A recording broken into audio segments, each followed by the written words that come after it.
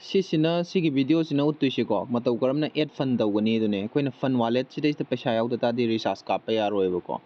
ꯁꯤꯃ ꯂꯩꯔꯦ ꯑꯦꯗ ꯐꯟꯁꯦ ꯅꯝꯕꯤꯔꯣ ꯑꯗꯨꯒ 500 ꯑꯅ ꯅꯝꯕꯤꯔꯣ ꯃꯤꯅꯤꯃꯝ 500 ꯑꯣꯏꯒꯅꯤꯀꯣ ꯑꯗꯨꯒ ꯇ꯭ꯔꯥꯟꯁꯐꯔ ꯇꯧꯕꯗꯗꯤ ꯂꯨꯄꯥ ꯃꯤꯅꯤꯃꯝ 50 ꯂꯨꯄꯥ 100ꯒꯤ ꯂꯨꯄꯥ 200ꯒꯤ ꯇ꯭ꯔꯥꯟꯁꯐꯔ ꯇꯧꯕꯤꯌꯣ ꯑꯗꯨꯗꯤ ꯀꯩꯁꯨ ꯀꯥꯏꯗꯦ ꯑꯗꯨꯒ ꯑꯦꯗ ꯐꯟ ꯇꯧꯒꯦ ꯍꯥꯏ ꯇꯥꯔꯗꯤ 500 ꯁꯤꯅ ꯃꯤꯅꯤꯃꯝ ꯑꯣꯏꯒꯗꯣꯏꯅꯦꯕ ꯐꯔꯦ ꯑꯗꯨ ꯑꯣꯏꯇꯥꯔꯗꯤ 500 ꯈꯜꯂꯦ ꯄꯦꯟ ꯑꯥꯎꯠ ꯅꯝꯕꯤꯔꯣ ꯑꯗꯨꯒ ꯁꯤꯒꯤ ꯑꯥꯏ ꯑꯦꯒ꯭ꯔꯤꯁꯤ ꯅꯝꯕꯤꯔꯣ ꯁꯕꯃꯤꯠ ꯑꯅ ꯂꯥꯛꯄꯤꯔꯣ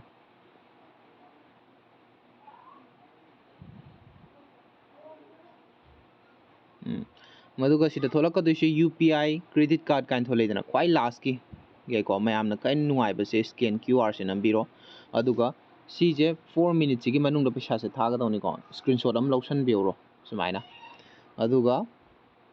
कोइना जीपे दा चंगानी जीपे गिदी उदबे याइको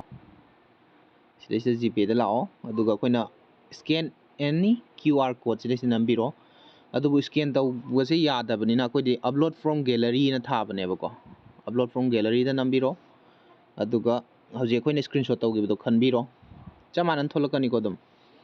अदैदा सिदैसदा पेइंग जेट बाजार सॉल्यूशन प्राइवेट लिमिटेड अन थोलाए देन आई पे तौरगे चुमाइना कोड नमकांदा अखोइना पे तौजरगनी उदी उररोको सिसे उदबने अदुगा सिदैसदा अखोइना नोटिफिकेशन अम थोले तो एड फंड यू रिसीव अना यामना थुई को दुकी मतिक थुई सिसे जदि ngасai जेट पे दा लाकपिरो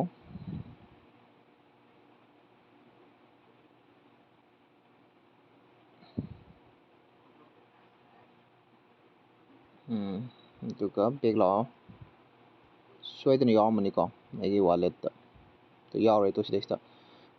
720 यावरे को आई जिक 200 का समथिंग दैनेब सुमाइना